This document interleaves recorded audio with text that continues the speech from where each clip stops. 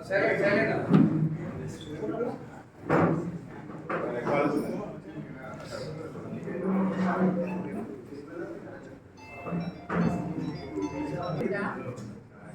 నాయకులు ఎవరున్నా దయచేసి ఉండండి. శాసనసభ్యులు కొన్ని విషయాలు చెప్తారు.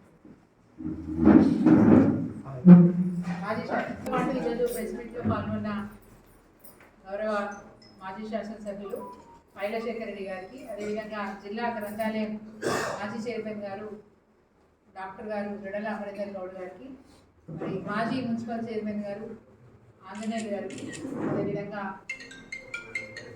యాదాద్రి భువనగిరి జిల్లా రైతు బంధు సమితి సమన్వయకర్త అమరేందర్ గారికి, కొల్పుల అమరేందర్ గారికి, మాజీ జెడ్పీటీసీలు ఇద్దరు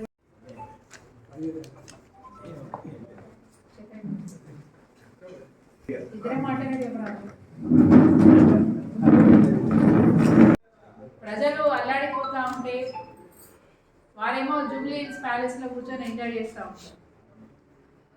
ఏ మాత్రం కూడా బాధిస్తున్న పరిస్థితి మీ ద్వారా, మీడియా ద్వారా, మీ పత్రికల ద్వారా తెలుస్తున్న విషయం.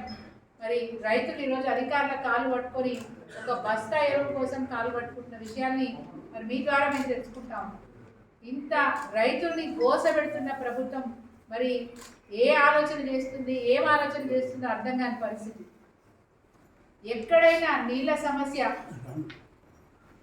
పంట పండిస్తే అమ్ముకోవాలంటే సమస్య, రైతుల పట్ల చిత్తశుద్ధి లేని ప్రభుత్వం ఏదైనా ఉంది అంటే ఈ దేశంలో తెలంగాణ రాష్ట్ర ప్రభుత్వం. రేవంత్ రెడ్డి గారి పాలన రైతులను హరగోస పెడతా ఉంది. ఇప్పటికే వారు ప్రభుత్వంలోకి వచ్చిన తర్వాత, రేవంత్ రెడ్డి గారు ముఖ్యమంత్రి అయిన తర్వాత ఇప్పటి వరకు దాదాపు 700 మంది రైతులు ఆత్మహత్య చేసుకున్న పాపం ఈ ముఖ్యమంత్రి కాదని అడుగుతా ఉన్నారు. కౌలు రైతులకు సాయం చేస్తానంటే అది గుళ్ళక్కే, రైతులకు రైతు భరోసా ఇస్తాను అది గుళ్ళక్కే, 2 లక్షల రుణమాఫీ చేస్తా అన్నాడు అది గుళ్ళక్కే, 60% మంది రైతులకు చేసి అందరికీ చేసినా అని గొప్పలు చెప్పుకునే రేవంత్ రెడ్డి గారు రేపు ఎన్నికలకు వస్తే మీకు రైతులు గుణపాఠం చెప్తారు, తప్పకుండా గుణపాఠం చెప్తారు. సరే, ఏది చేత కాకపోయినా కనీసం కష్టపడి పండించుకుంటున్న రైతుకు నువ్వు పెట్టుబడి సాయం సక్క ఇవ్వకపోయినా కనీసం ఎరువులనే సకాలంలో ఇచ్చే పరిస్థితి లేదు. పాతకాలం వస్తుంది అని ప్రచారం చేసుకున్నారే, నిజమే పాతకాలం కనిపిస్తూ ఉంది. ఈరోజు ఎరువుల కోసం రైతులు క్యూలలో చెప్పులు పెట్టుకొని, పాస్బుక్లు పెట్టుకొని, ఆధార్ కార్డు పెట్టుకొని నిరీక్షిస్తూ ఉంటారు. పిల్లల్ని బడి మాన్పించి క్యూ లైన్లో ఆ లైన్లలో నిలబెట్టిస్తూ ఉన్నారు. ఇది రైతు గోస ఈ రాష్ట్రంలో. ఏమీ సోయపట్టదు. మరి కాంగ్రెస్ పార్టీ, జాతీయ పార్టీ, బీజేపీ పార్టీ, జాతీయ పార్టీ వాళ్ళు అక్కడ కేంద్రంలో ఉంటారు, వీళ్ళు ఇక్కడ రాష్ట్రంలో ఉంటారు. రైతుల కోసం మాత్రం ఇద్దరికీ పట్టదు. రాష్ట్ర ప్రజలు జాతీయ పార్టీలకు ఓటేస్తే మమ్మల్ని బాగు చేస్తారని ఆలోచించి 2 పార్టీలకు 8 పార్లమెంటు స్థానాలు ఇస్తే ఒక్క పార్లమెంటు సభ్యుడు కూడా ఈరోజు మన రాష్ట్రానికి రావాల్సిన ఎరువుల గురించి మాట్లాడరు. ఇంకా చాలా గమ్మత్తుగా వ్యవసాయ శాఖ మంత్రి తుమ్మల నాగేశ్వరరావు గారు మాట్లాడతారు. రష్యా యుక్రెయిన్ లో జరిగిన యుద్ధం వల్ల, ఆపరేషన్ సింధూర్ వల్ల, ఇరాన్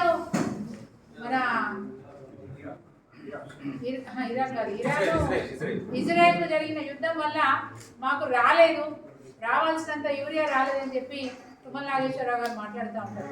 అయ్యా, వ్యవసాయ మీకు సరఫరా పూర్తిగా చేసేసామని మరి కేంద్ర మంత్రి గారు చెప్తా ఉన్నారు. తెలంగాణ రాష్ట్రానికి రావాల్సిన కోటా మొత్తం విడుదల చేసినామని మరి బీజేపీ పార్టీకి సంబంధించిన, కేంద్ర ప్రభుత్వానికి సంబంధించిన కేంద్ర మంత్రి గారు చెప్తా ఉంటే మీరేమో మాకు 60% వచ్చింది, 40% రాలేదంటున్నారు. 60% కూడా బ్లాక్ మార్కెట్లోకి వెళ్తుంది. మాకు అనుమానం 60% కనుక వచ్చి ఉంటే ఈ పార్టీకి రైతులకు సమంగా ఎరువులు అందేవి. వచ్చిన 60% కూడా మీరు రైతులకు పంచలేకపోతున్నారు. బాజాబ్తా బ్లాక్ మార్కెట్కు తోలినారు కాబట్టి ఈరోజు రైతులు బ్లాక్ మార్కెట్లో ఎరువులు కొనవలసిన దుస్థితి వచ్చింది. ఇగో ఇది మీ పాలన. వ్యవసాయ శాఖ మంత్రి గారు నేను ఒక మాట తలుచుకున్నా, గతంలో మీరు కేసీఆర్ గారి కేబినెట్ లో మంత్రిగా పనిచేస్తున్నారు. మీ ఖమ్మం జిల్లాకు ఏ విధంగా రైతులకు ఎరువులు వచ్చినాయో మీకు తెలియదా? 6 నెలల ముందే, పంటకు 6 నెలల ముందే ఎరువులు తెప్పించుకొని బఫర్ స్టాక్ పెట్టుకొని సకాలంలో నెల రోజుల ముందే ప్రతి పిఎస్సిఎస్ కేంద్రానికి సకాలంలో ఎరువులు చేరినాయి. రైతు వచ్చినా బ్యాగ్ తీసుకున్నా పోయినా ఎంత కావాలంటే అంత, ఎంత ఎరువులు కావాలంటే అంత. గతంలో సాగు విస్తీర్ణం ఎంత ఉండేది, ఇప్పుడు సాగు విస్తీర్ణం ఎంత పెరిగింది? గతంలో యూరియా డిమాండ్ ఎంత ఉండేది, ఇప్పుడు ఎంత పెరిగింది? డిమాండ్ తగ్గట్టుగా గత 9.5 సంవత్సరాలు కేసీఆర్ గారి పాలనలో ఎరువులకు కొరత లేకుండా, క్యూ లైన్లు లేకుండా బాజాబ్తా రైతులకు ఎరువులు అందించిన ప్రభుత్వం కేసీఆర్ గారి ప్రభుత్వం. ఈ రోజు మీరు ఎందుకు చేయలేకపోతున్నారు తుమ్మల నాగేశ్వరరావు గారు మేము అడుగుతా ఉన్నాం. ఎందుకు చేయలేకపోతున్నారు? దీనికి సమాధానం చెప్పాలి కదా. ఎప్పుడు కూడా కేసీఆర్ గారి ప్రభుత్వం దేశం మొత్తంలో ఎరువులు ఎక్కువ వాడకం లేని కాలంలో, అంటే ఏప్రిల్ మే కాలంలో ఎరువులు తెప్పించుకొని స్టాక్ చేసుకొని గోదాములు దాచుకొని సకాలంలో పంట వేసుకునే నెల రోజుల ముందు అన్ని గ్రామాలకు రైతులకు మరి ఎరువులు పంపించే పద్ధతి ఉండేది. ఏమైంది ఇప్పుడు ఆ పద్ధతి అని మేము అడుగుతా ఉన్నాం. రెండో విషయం, మీరు వచ్చిన తర్వాత ఎంత గడ్డు కాలం వస్తే దాదాపు 700 మంది రైతులు ఆత్మహత్యలు చేసుకున్నారు. ఈ విషయం గురించి మీరు సమాధానం చెప్తారా అని నేను అడుగుతా ఉన్నాను. రేవంత్ రెడ్డి గారికి ఎట్లవూ సోయి లేదు. ఆయనకు ఎంతసేపు ఆయన కుర్చీ కాపాడుకోవడానికి ఈరోజు ఇక్కడ ఎంత నిధులు జమ చేస్తున్నామా, ఎట్లా ఆస్తులు అమ్ముకున్నామా, ఏ విధంగా ఫండ్స్ మరి ఏఐసిసికి పంపించాలన్నా, ఎట్లా మార్కులు కొట్టాలన్నా ఆయన ఆలోచన అదే తప్ప తెలంగాణ రాష్ట్ర ప్రజల బాధ్యత సోయి రేవంత్ రెడ్డి గారికి లేదు. కనీసం వ్యవసాయ శాఖ మంత్రన్న గొప్పగా రైతులకు బాగు చేస్తాడేమో అని ఆలోచించడం. ఈ జిల్లాలో ఉన్న మంత్రులు ఇద్దరు కూడా నిజంగా చెప్పాలంటే అనాలంటే కూడా బాధ అనిపిస్తుంది. ఒకప్పుడు వాళ్ళు కూడా గొప్ప నాయకులు అనుకున్నాం, ఇప్పుడు వాళ్ళు కూడా డమ్మీ మంత్రులైంది. ఈ నల్గొండ జిల్లాలో, ఉమ్మడి నల్గొండ జిల్లాకు కావాల్సిన అవసరాల గురించి ఒక్కరోజు కూడా మాట్లాడినందుకు మేము దురదృష్టంగా భావిస్తూ ఉన్నాం. ఏం జరిగింది? 22 నెలల కాలంలో రైతులను అరగోస పెడుతుంది కాంగ్రెస్ ప్రభుత్వం. అదేవిధంగా మరి మా ప్రభుత్వ హయాంలో వాస్తవంగా దేశం మొత్తంలో మంచి పంటలు పండించిన రాష్ట్రం ఏది అంటే ఈ తెలంగాణ రాష్ట్రం అగ్రస్థానంలో నిలబెట్టినారు కేసీఆర్ గారు. కానీ ఈరోజు ఎటు ప్రయాణం చేస్తున్నాం, తిరోగమనంలో పోతున్నాం. పాతకాలం వస్తుంది, మళ్ళా కరువు కాలం వస్తుంది, సాగులు లేవు, కరెంటు కోతలు, మోటార్లు గాలిపోవడం, ట్రాన్స్ఫారాలు పేలిపోవడం. ఈరోజు ఎరువుల కొరత, నకిలీ ఎరువులు, నకిలీ విత్తనాలు.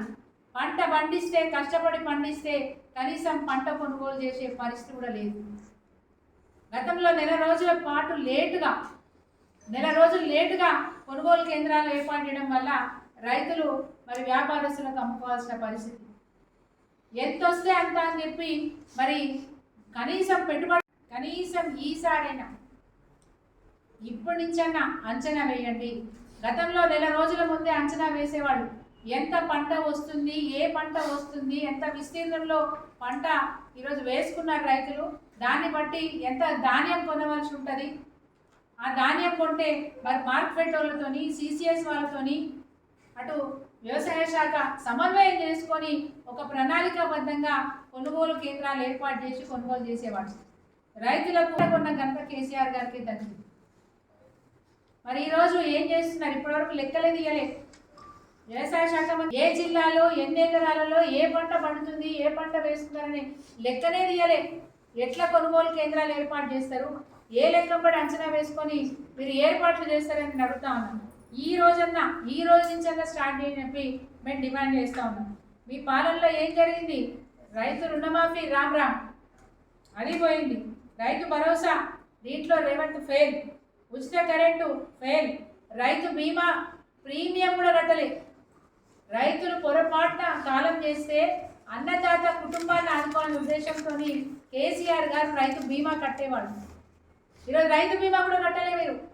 అన్నదాతలు చనిపోతే కనీసం ఆ కుటుంబాన్ని ఆదుకునే దయ కూడా ఈ ప్రభుత్వానికి లేదు. సో రైతు బీమా ప్రీమియం కట్టి చెల్లించడంలో కూడా రేవంత్ సర్కార్ ఫెయిల్. అదేవిధంగా సాగునీరు అందించే విషయంలో ఫెయిల్. కేవలం కాళేశ్వరం అని చెప్పి కుంటి సాగు చెప్పి ఈరోజు రైతులను ఎండబెడతా ఉన్నారు, రైతుల మళ్ళీ ఎండబెడతా ఉన్నారు, అక్కడ ఫెయిల్. పంట కొనుగోలు విషయంలో రేవంత్ సర్కార్ ఫెయిల్. ఆఖరికి విత్తనాల సరఫరాలో ఫెయిల్, ఎరువుల సరఫరాలో ఫెయిల్, పంట కొనుగోలు కేంద్రాలు ఏర్పాటు చేయడంలో ఫెయిల్. ఇట్లా అనేక ఫెయిల్యూర్స్తో ఈ రేవంత్ ప్రభుత్వం కొనసాగుతూ ఉంది. తప్పకుండా బీఆర్ఎస్ పార్టీ రైతులకు అండగా నిలిచి వాళ్ళ తరఫున పోరాటం చేసి రైతులకు దక్కాల్సిన మరి న్యాయమైనటువంటి కోరికల్ని దక్కించే విధంగా ఈ బీఆర్ఎస్ పార్టీ తప్పకుండా పోరాటం చేస్తుందనే మాట చెప్తూ, వ్యవసాయ శాఖ మంత్రి గారు మేమేం పోరాటం చేసినా ఒక బాధ్యత గల హోదాలో ఉన్న మీరు తప్పకుండా ఈ రైతుల బాధ్యత తీసుకొని రైతులకు సకాలంలో ఎరువులు ఏర్పాటు చేయడమే కాకుండా రేపు పంట కొనే విషయంలో కూడా అప్రమత్తంగా ఉండి ఒక ప్రణాళిక ప్రకారం పంట కొనుగోలు కేంద్రాలు ఏర్పాటు చేయాలని చెప్పి డిమాండ్ చేస్తూ ఉన్నాం. అదేవిధంగా మరి కాళేశ్వరంలో ఎక్కడో మేడి దగ్గర గంట దగ్గర 2 పియర్లు కూలిపోతే దాన్ని సాకుగా చూపించి మీరు నీరు ఇవ్వట్లేదు. రేపు ఆ విషయంలో కూడా తప్పకుండా బీఆర్ఎస్ పార్టీ అప్రమత్తం అవుతుంది. రైతుల పంట పొలాలకు ఏ విధంగా అయితే కేసీఆర్ గారి ప్రభుత్వం నీళ్ళు ఇచ్చిందో ఆ నీళ్ళు ఇచ్చేంత వరకు మీ ముక్కు వెంటైనా నీళ్ళు ఇప్పించేదాకా బీఆర్ఎస్ పార్టీ ప్రణాళికాబద్ధంగా రేపు ఉద్యమాన్ని నేర్పడానికి సమాయత్తం అవుతోంది. రైతులకు న్యాయం జరిగేంత వరకు రైతులకు అండగా బీఆర్ఎస్ పార్టీ నిలబడుతుందని చెప్పి ఈ ప్రభుత్వాన్ని హెచ్చరిస్తా ఉన్నాం. జై తెలంగాణ, జై కిసాన్.